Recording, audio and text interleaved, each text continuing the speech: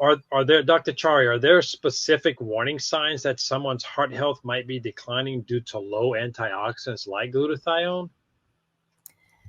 Definitely, Keith. There are. And, sometimes we brush off symptoms thinking they're more nuisance symptoms and nothing to pay attention to. But we need to remember that, just like in the fire alarm, when it goes off, it's trying to warn us there's smoke and there's something brewing that we need to take care of.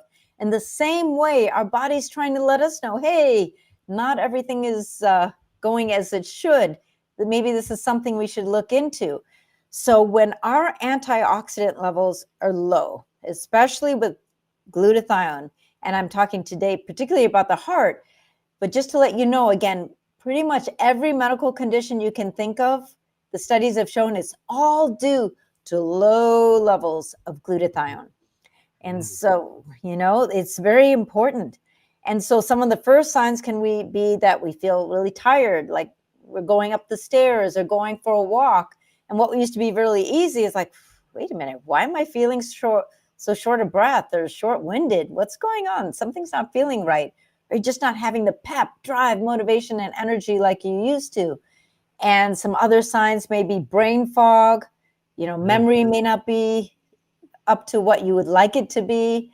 The blood pressure may be up, or maybe having heart racing symptoms.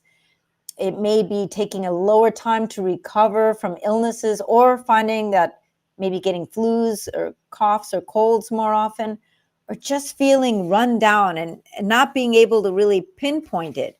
Well, it's important to know that may be because you're low in glutathione, and we want to nip everything in the bud.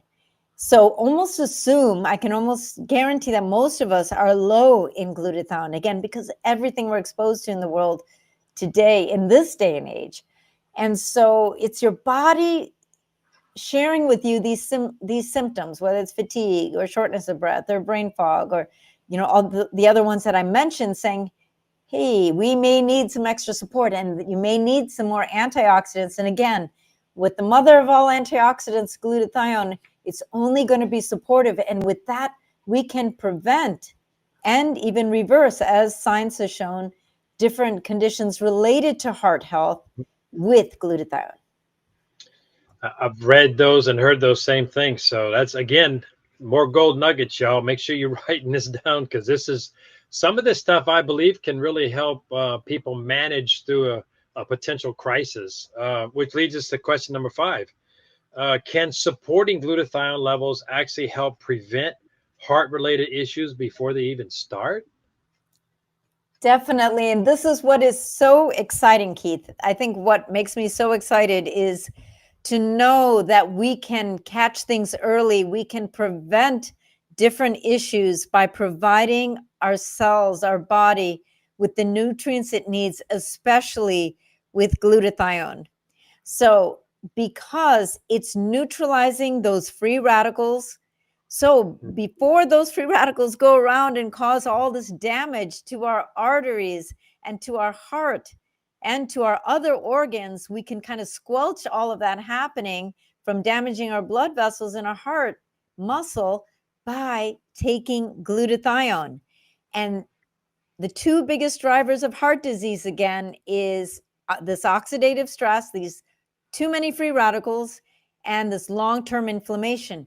So the glutathione calms down the inflammation at the root cause and squelches and neutralizes those free radicals so they can't go around and create havoc in our body, so we can protect our arteries right at the onset, protect our heart muscle, and also remove toxins, because all these heavy metals that we're exposed to and all of the different infections that can really create havoc in our arteries by creating all this inflammation, the glutathione can protect our heart and our arteries from all of these toxins by clearing those toxins out of our cells. That's how powerful glutathione is.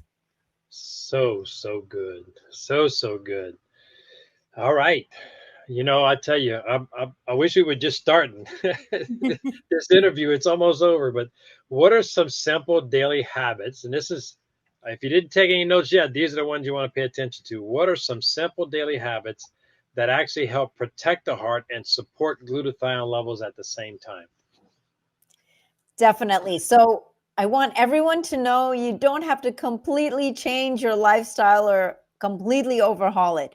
These are some really simple tips that you can do on a regular basis. And number one, it always starts with our food. Always, nutrition is key. So there are some foods that are glutathione boosting. I call that glutathione boosting. And they're rich in sulfur, which helps us with one of the building blocks, one of the amino acids that has sulfur called cysteine, which we're not getting enough of because our soil is depleted, and our foods end up getting depleted as well. But here's something you can eat more of, which is broccoli, spinach, garlic, asparagus, onions, eggs, different nuts, lentils, fish, and chicken. And all of the cruciferous vegetables, they all have sulfur, which is like the cauliflower, cabbage. They're all rich in sulfur. So eat lots of veggies and onions and garlic, and prioritize sleep. And honestly, Keith, this is something I have to remind myself on a daily basis to do, is to make sleep a priority, because that's where we regenerate at night. And that also will help to increase your glutathione levels. If we're not getting enough sleep, our glutathione levels will kind of go down as well.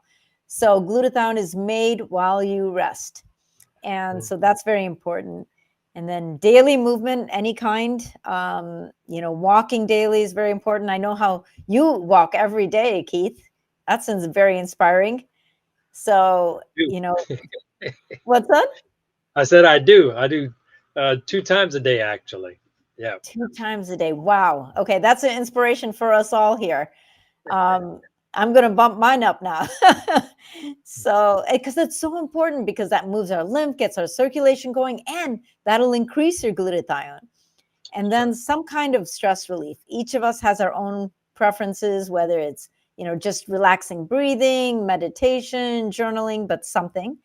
And staying hydrated. In other words, just drink more water. But salt is also very important, and that's another topic altogether. But hydration is very important. And then please limit the amount of sugar you all eat and processed foods. That is key, because these types of foods, the sugar and processed foods, cause a lot of inflammation in our gut.